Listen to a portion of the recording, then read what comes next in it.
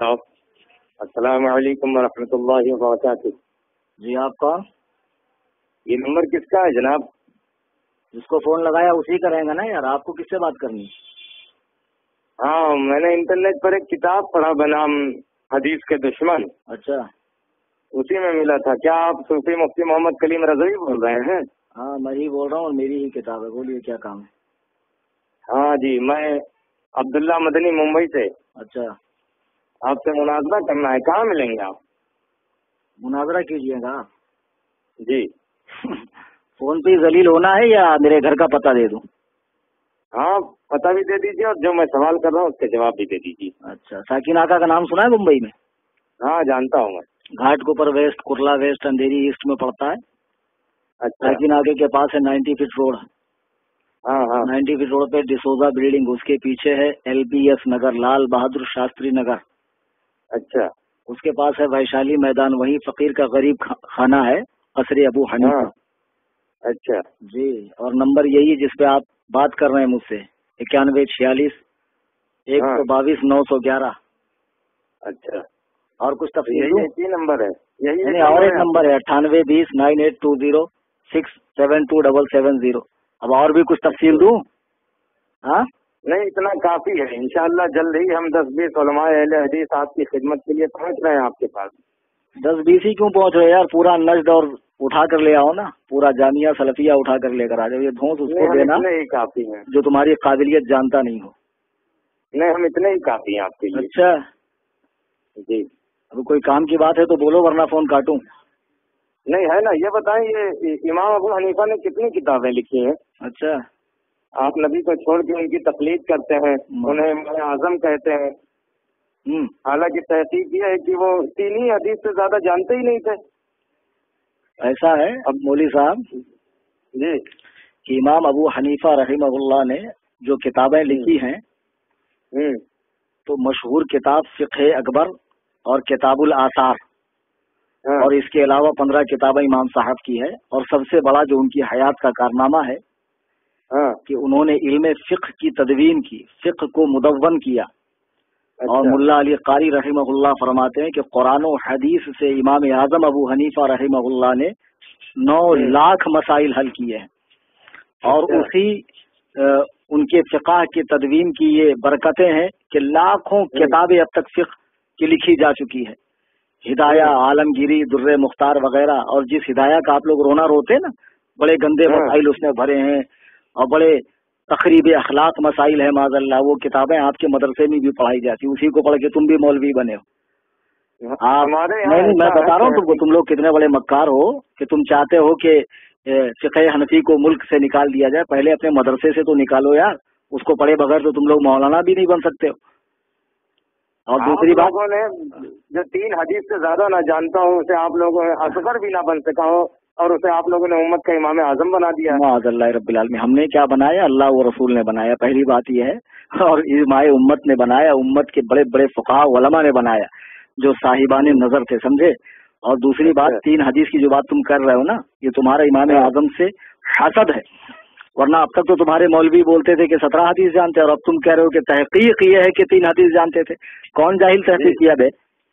کس جاہل کی یہ تحقیق ہے کہ امام اعظم 3 حدیث جانتے تھے؟ تاریخ پڑھی ہے؟ سیرت کا مطالعہ کیا ان کی؟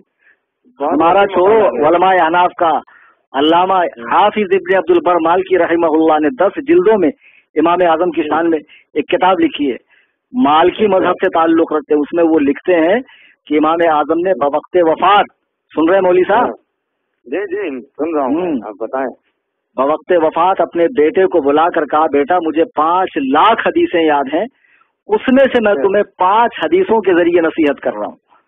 تو امام اعظم تو خود کہہ رہے ہیں کہ مجھے 5 لاکھ حدیثیں یاد ہیں، اور میں اس میں سے تمہیں 5 باتوں کی نصیحت کر رہا ہوں۔ تو جو زمانہ خیر القرون میں ہو، جسے شرف تابعیت نصیب ہو، جس نے 70 صحابہ کی زیارت کی ہو، صحابہ سے حدیثیں جس نے روایت کی ہو، تو تم اس کے بارے میں کہتے ہو 3 حدیث جانتے ہو؟ تم کتنی حدیث جانتے ہو بے؟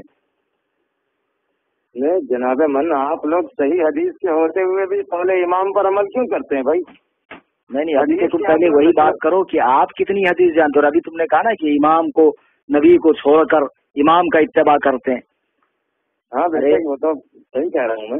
تم نے قرآن پڑھا نہیں؟ اطیعوا اللہ و اطیعوا الرسول و اولی الامر منکم، اللہ کی اطاعت کرو، رسول کا حکم مانو، امر والوں کا حکم مانو. تو امر والوں کی تفسیر ابن عباس وغیرہ کی پڑھی نہیں ہے آپ نے کہ اس سے علماء اور فقہا مراد ہے. تو اب اگر کوئی علماء اور فقہا کی اطاعت کر رہا ہے، قرآن و حدیث کو سمجھنے کے لیے ان کی تشریحات کے اعتبار کر رہا ہے، تو اس کے بارے میں یہ کہنا ہے کہ اس نے نبی کو چھوڑ دیا، خدا کو چھوڑ دیا. ارے چھوڑتا تو تب جب وہ ان کو قانون ساز سمجھتا، وہ تو ان کو شارح قانون سمجھ رہا ہے، شارح قانون سمجھ کے ان کا اتباع کر رہا ہے، تو اس نے نبی کو چھوڑنا کہاں ہوا؟ یہی بھینسے جیسی عقل میں آپ کے کھوپڑی میں عقل ہے یا گوبر بھرا ہوا ہے کہ آپ معاذ اللہ امام کی بات کو ماننا گویا نبی کا مخالف بتا رہے ہیں اس کو، جبکہ قرآن اس بات کا حکم دے رہا ہے کہ امر والوں کی اطاعت کرو. اور ایک بات میں آپ کو بتاؤں کہ آپ لوگ بھی تو بار بار بخاری مسلم سے حدیث لیتے ہو، بخاری مسلم کا حوالہ مانگتے ہو، تو ہم بھی تو کہہ سکتے ہیں کہ آپ معاذ اللہ رب العالمین بخاری مسلم سے حدیث کیوں لیتے ہو؟ صحابہ تو نبی سے حدیث لیتے تھے. تم توصیف الرحمان اور یہ معراج ربانی اور یہ خبیث ڈاکٹر جوکر نائک ان سے دین سیکھتے ہو، صحابہ نے انہی سے دین سیکھا یا نبی سے دین سیکھا؟ تو ہم بھی تو کہہ سکتے تم نے نبی کو چھوڑ کر ان کو اپنا معاذ اللہ معبود بنا لیا، خدا بنا لیا، تم بھی تو پکے مشرک ہو. بات کرنے سے پہلے سوچا کرو مولوی صاحب. جناب من آپ لوگ صحیح حدیث کے ہوتے ہوئے بھی قول امام پر عمل کیوں کرتے ہیں بھائی؟ حدیث کے اصل دشمن حنفی ہے یا اہل حدیث؟ معاذ اللہ. صوفی جی ایک کتاب اور لکھے آپ، احناف حدیث کے اصلی دشمن. اچھا مولوی صاحب ایک بات بتائیے، تم جو کہہ رہے ہو تو صرف تمہارا کہنا جو ہے نا وہ کافی نہیں ہے، اس کی دلیل بھی آپ پیش کریں کہ احناف نے حدیث کی کب مخالفت کی ہے، اس کا ثبوت پیش کریں. ارے کیا صحیح بخاری میں آپ نے یہ حدیث نہیں پڑھا؟ صحیح بخاری کتاب الاذان میں لا صلاۃ لمن لم یقرأ بفاتحۃ الکتاب، اس شخص کی نماز نہیں ہوتی جو سورہ فاتحہ نہ پڑھے. اچھا تو مجھے معلوم تھا تم آج آ کر حضرت عبادہ بن صامت کی، یہ حضرت عبادہ بن صامت کی روایت ہے نا، یہ حدیث پیش کرو گے. تم صرف نام کے اہل حدیث ہو بیٹا، تم کو ابھی حدیث سمجھنے کی صلاحیت تمہارے اندر بھی نہیں اور تمہارے بڑے بڑے الو مائے کرام میں بھی نہیں، علماء نہیں الو مائے کرام، سمجھے؟ آپ گھمائے پھرائے نا جواب. ارے میں تمہیں جواب ہی دے رہا ہوں مولوی صاحب. لا صلاۃ لمن لم یقرأ بفاتحۃ الکتاب جو حدیث ہے، امام احمد بن حنبل اور حضرت سفیان بن عیینہ فرماتے ہیں کہ یہ حدیث اکیلے نماز پڑھنے والے منفرد اور امام کے لیے ہے، مقتدی کے لیے اس کا حکم نہیں ہے، مقتدی کے لیے اس کا حکم نہیں ہے. تو آپ کیسے کہہ رہے ہیں کہ معاذ اللہ جو سورہ فاتحہ نہیں پڑھتا اس کی نماز ہی نہیں ہوتی؟ کس بنا پر کہہ رہے ہیں آپ بتائیے؟ ارے صوفی جی لیکن اس حدیث میں لفظ من تو عموم کے لیے آیا ہے نا. تو اس میں جو من عموم کے لیے آیا ہے تو اس عموم کی صراحت اللہ نے کی ہے یا رسول اللہ نے کی ہے؟ اور آپ تو اس جماعت سے تعلق رکھتے ہیں کہ جس جماعت میں اگر حضور پاک صلی اللہ علیہ وسلم بھی بغیر وحی کے کچھ کہیں تو آپ کے علماء کہتے ہیں مت مانو. طریق محمدی کتاب کا نام سنا ہے؟ مولوی محمد گناگڑی کی ہے، جس میں اس نے صاف لفظوں میں لکھا ہے کہ ہم اہل حدیث نبی کی بھی بات تب مانتے جب وہ وحی کے ساتھ بولتے ہیں، با وحی بات جو ہوتی ہے ہم اس کو مانتے ہیں، بغیر وحی کی ہم نبی کی بھی نہیں مانتے.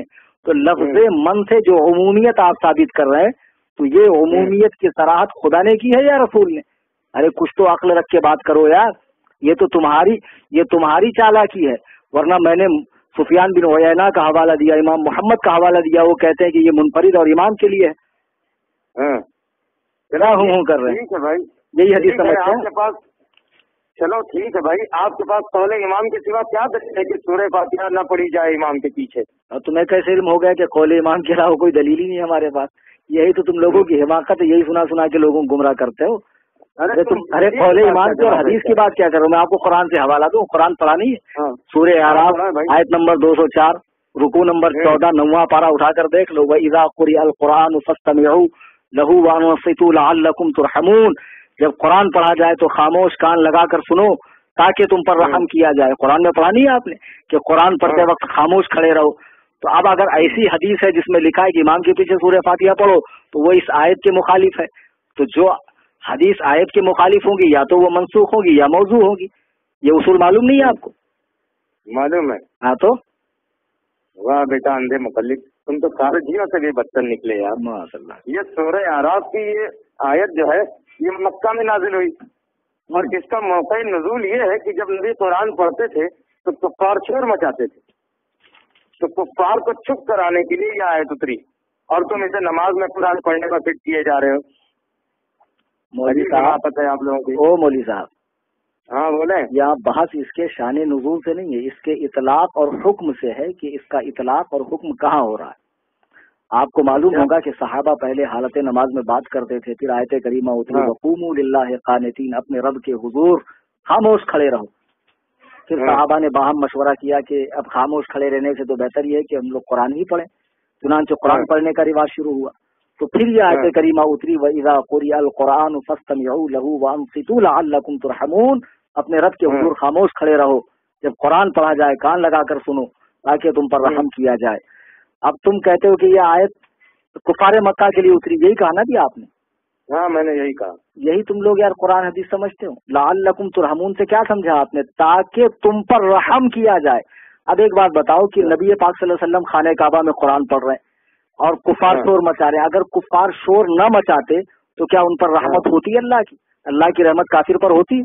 قرآن پڑھا نہیں؟ وَنُنَزِّلُ مِنَ الْقُرْآنِ مَا هُوَ شِفَاءٌ وَرَحْمَةٌ لِّلْمُؤْمِنِينَ، ہم نے اس قرآن کو نازل کیا ہے جو شفا ہے اور رحمت ہے مومنوں کے لیے۔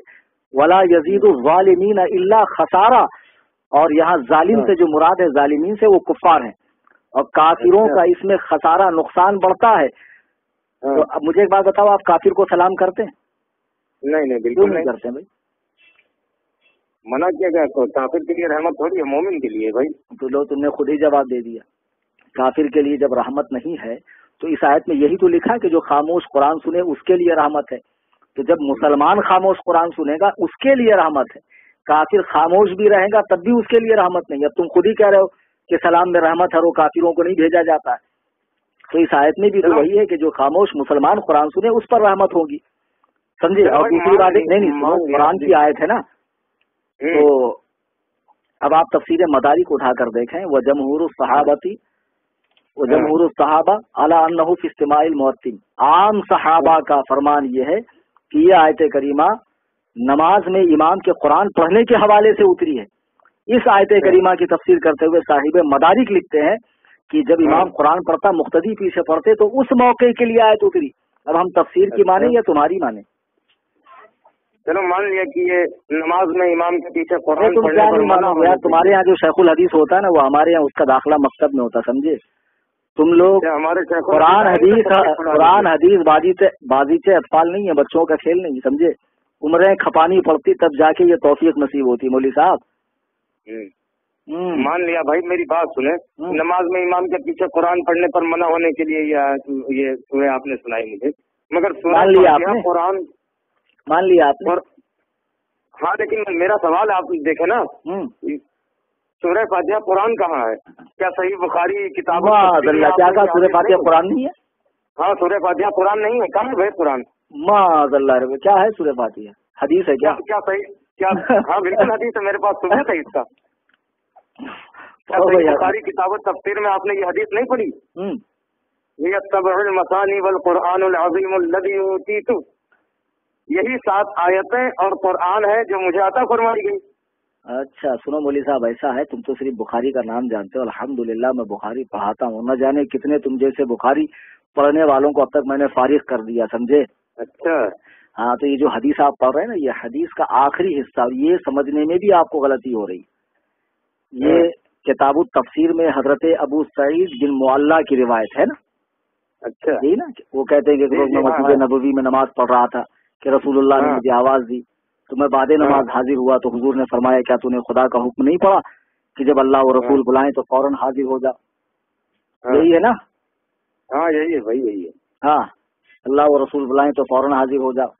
پھر اس کے بعد وہ فرماتے ہیں کہ جب میں حاضر ہوا تو حضور نے فرمایا تجھے ایسی صورت نہ بتاؤں جو قرآن کی تمام صورتوں کی سردار ہے، اس سے پہلے کہ تم مسجد سے نکلو۔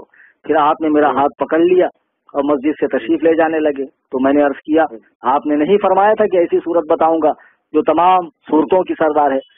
تو فرمایا وہ الحمد شریف ہے، وہی السبع المثانی، یہی پڑھا تھا نا آپ نے، وہی السبع المثانی، ہاں، والقرآن العظیم الذی اوتیتہ، ہاں، کہ اور یہ 7 آیتیں اور قرآن کریم، یہی سبع مثانی یعنی 7 آیتوں والی سورہ اور قرآن کریم. تو اس کا مطلب آپ کیا سمجھ رہے ہیں کہ سورہ فاتحہ الگ ہے قرآن الگ ہے، یہ مطلب سمجھ رہے ہیں؟ ہاں یہی سمجھ رہے ہیں ہم. لا حول ولا قوت. ایک منٹ مجھے بات بتاؤ، میں نے آپ کو 1 لاکھ روپے دیا اور 5 روپے دیا جی ٹھیک ہے، 1,05,000 روپے میں نے آپ کو دیا. تو آدمی کو معلوم ہے کہ بھائی 1 لاکھ سامنے والا نہ لینے والا بھولتا نہ دینے والا بھولتا، وہ بڑا اماؤنٹ ہے اور راؤنڈ فیگر ہے، لیکن 5 روپیہ بھول جائے گا. تو آدمی کہتا ہے میں نے آپ کو 1 لاکھ اور 5,000 دیا جی. تو 1 اور 5 کے بیچ میں اور کو لاتا ہے، چونکہ 5 اس کے دماغ میں اچھے سے بیٹھ جائے کہ 5 مت بھولنا. 1 تو تم نہیں بھولو گے لیکن 5 مت بھولنا. تو نبی فرماتے ہیں 113 صورتیں تو یقیناً قرآن کی ہے، یہ بھی قرآن کی، لیکن ان تمام صورتوں میں اس کا مقام یہ ہے کہ یہ ان صورتوں کی سردار ہے، ان صورتوں کی سردار ہے. یہ فرمانے کا مطلب ہے کہ ہم نے تمہیں قرآن دیا اور 7 آیتیں، یعنی تم قرآن کی 113 صورتوں کو تو نہیں بھولو گے، لیکن اس سب سے پہلی والی صورت کو بھی مت بھولنا جس میں 7 آیتیں ہیں. جیسے میں نے ابھی کہا کہ میں نے آپ کو 1 لاکھ روپے دیا اور 5 روپے، تو 1 لاکھ روپیہ ہوتا ہے، 5 روپیہ روپیہ نہیں ہوتا ہے کیا؟ ارے جیسے 1 لاکھ روپیہ ویسے 5 روپیہ بھی روپیہ ہے. تو جیسے 113 قرآن کی صورتیں ہیں، ویسے یہ 7 آیتیں بھی قرآن کی ہے صورتیں ہیں. اور اوپر اسی حدیث میں جو اوپر لکھا ہے نبی نے فرمایا کیا میں تمہیں قرآن کی ایسی صورت نہ بتاؤں، قرآن کی ایسی صورت نہ بتاؤں جو تمام صورتوں کی سردار ہے. تو نبی نے تو خود ہی فرما دیا کہ یہ قرآن کی صورت. اب تم کیسے بول رہے ہو یار کہ یہ قرآن کی صورت نہیں ہے؟ معاذ اللہ رب العالمین. ارے تم نے کیسے کہہ دیا یہ قرآن میں نہیں ہے؟ آپ لوگ یار اندھے مقلد ہو بالکل. آپ یہ قرآن و حدیث ہے نظر آتا ہے. ایسا ہے مولوی صاحب، ساری دلیلیں میں نے دی سمجھے، اور تمہاری جو دلیلیں تم نے پیش کی نا حدیث اور قرآن کی آیت کی غلط تفسیر بالرائے، اس کا صحیح معنی و مفہوم بھی میں نے آپ کو سمجھایا. اب تم ہمیں کو اندھے مقلد بول رہے ہو، بلکہ حقیقت یہ ہے کہ بزرگان دین، ائمہ مجتہدین، اولیاء کاملین سے خدا واسطے کا بیر ہے آپ لوگوں کو. اور آپ وہ جماعت ہو جس کی پیشن گوئی اللہ کے نبی نے فرمائی دجالون کذابون یاتونکم من الاحادیث، جھوٹ بولنے والوں، فریب دینے والوں کی آخری زمانے میں ایک جماعت ہوگی جو حدیثیں گڑھیں گے. ایسی حدیث بما لم تسمعوا انتم ولا آباؤکم، جو تم نے اور تمہارے باپ داداؤں نے نہ سنی ہوگی. تو اسی جماعت کے فرد ہو تم، اور تم سے اس سے زیادہ کی امید بھی نہیں کی جا سکتی ہے. یعنی تم یہی کچھ کرو گے. کرنا چاہتے ہیں آپ کو بتائیں، آپ ہمیں کیا ثابت کرنا چاہتے ہیں؟